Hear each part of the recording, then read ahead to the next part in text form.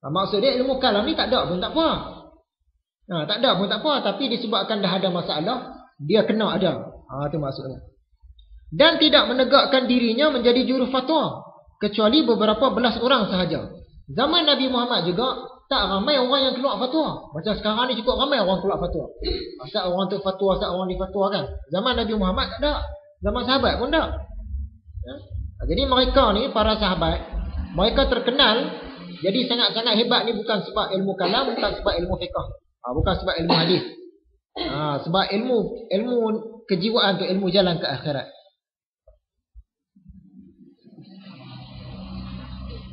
Dan Umar lah yang menutup pintu ilmu kalam dan pertengkaran. Bila terlibat dengan ilmu kalam ni, orang akan terlibat dengan pertengkaran. Kita pergilah majlis lepas ni. Saya pun pergi. Bila pergi tu mesti dia nak bertentang pendapat. Mesti nak bertentang pendapat. Sebab mereka dah suka dah kepada pertengkaran. Jadi Sayyidina Umar, satu hari ada satu orang bernama Sobek. Sobek ni tanya pasal dua ayat Quran yang bertentangan maksud. Sayyidina Umar dia malas nak jawab apa, dia terus pukul dengan cemeti je. Kita benda ni tak usah tanya. Macam kita lah budak-budak kan tanya pasal benda tinggi-tinggi, pasal Tuhan kan. Kita tak payah jawab lah, belum sampai otak dia lagi. Bahkan Sayyidina Umar dia suruh orang ramai boikot. Kalau tidak nanti orang ramai pun terpengaruh dengan dia. Dia duduk petikai pasal ayat Quran, orang ramai pun akan terpengaruh dengan cakap dia. Jadi Sayyidina Umar lepas dia pukul dengan cemeti, dia kata, pulaukan ini sekejap. Sementara waktu. Dia dah pulih nanti okey, boleh berkawan balik. Tu secara ringkasnya. Kemudian kita nak jawab apa yang saya janjikan dalam kuliah yang lepas. Orang tanya, Nabi Zulkifli tu dengan Gautama Buddha ni sama ke orang dia? Sebab setengah orang dia kata mungkin sama. Mungkin sama. Jadi kita tengok ayat dalam Quran, surah Al-Anbiya ayat 85. Di sana dikatakan, a'udzubillahi samii'il 'aliim minasyaitonir rajim, wa Ismail wa Idris wa Zulkifli kullun minas sabirin. Dan Ismail dan Idris dan Zulkifli, semuanya dari kalangan orang-orang yang sabar. Yang tu ya cerita dalam Quran pasal Nabi Zulkifli. Dan ada satu ayat lagi, dua ayat yang cerita pasal Nabi Zulkifli ni dalam Quran. Sedangkan Quran ini adalah sumber yang tersahih lah. Dalam surah Sad ayat 48, wadhkur wa Ismail wal Yasa' wa Zulkifli wa kullu minal akhyar. Dan ingatlah akan Ismail, Nabi Ismail ni, dan Ilyasa, Nabi Ilyasa, dan Nabi Zulkifli. Dan semua mereka ini adalah orang-orang yang baik. Yang tu dia cerita dalam Quran. Jadi tak boleh kita nak cari, betulkah Nabi Zulkifli ni Nabi Gautama Buddha? Gautama Buddha ni dia pengasas agama Buddha. Asalnya dia seorang anak raja hidup mewah. Tapi satu ketika dia keluar daripada istana dia tengok orang menderita. Sejak itu dia tak mau balik istana dah. Dia keluar mengembara sampai ada satu ketika dia duduk bawah sebatang pokok ara. Orang sebut pokok bodi. Dia duduk di situ, orang kata dia dapat pencerahan. Dapat pencerahan tu apa benda kita tak tahu lah, mencapai nirwana. Dia jadi nabi ke, dia jadi apa ke, kita pun tak tahu. Tak apalah.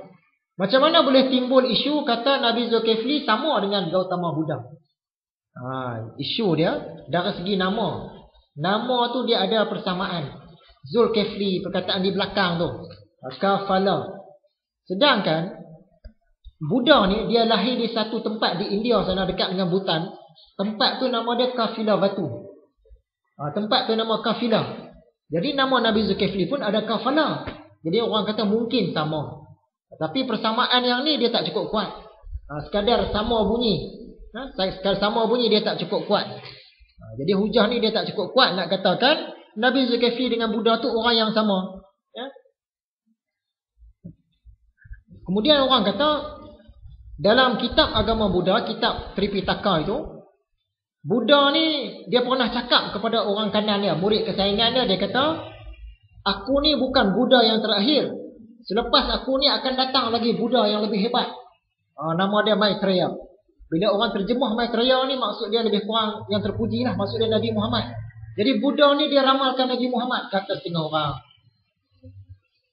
Baiklah, katakanlah memang betul Buddha ni satu orang Nabi, dia ramalkan Nabi Muhammad, tapi yang ni bukan bukti Nabi Zulkifli dengan Buddha orang yang sama. Bukan bukti dah. Belum bukan bukti. Kemudian orang kata ada bukti lagi. Di mana? Dalam surah At-Tin, Wat-Tini Waz-Zaitun, wa Turi Sinin, wa hadzal baladil amin. Maksud dia demi tin dan zaitun. Dan bukit Tur, Bukit Sinai. Dan demi negeri yang aman ini, iaitu negeri Mekah. Kononnya di sana disebut dah. Bukit Sinai ini, dia berada di Mesir. Dia melambangkan Nabi Musa. Mekah, dia melambangkan Nabi Muhammad. Zaitun, dia melambangkan Nabi Isa. Tin, pokok tin ni dia kata melambangkan Buddha. Sebab Buddha tu dia dapat nirwana masa dia bertapa dekat bawah pokok tin. Pokok bodi. Pokok ara lah ni. Salah satu pokok ara. Jadi setengah orang berpendapat macam tu.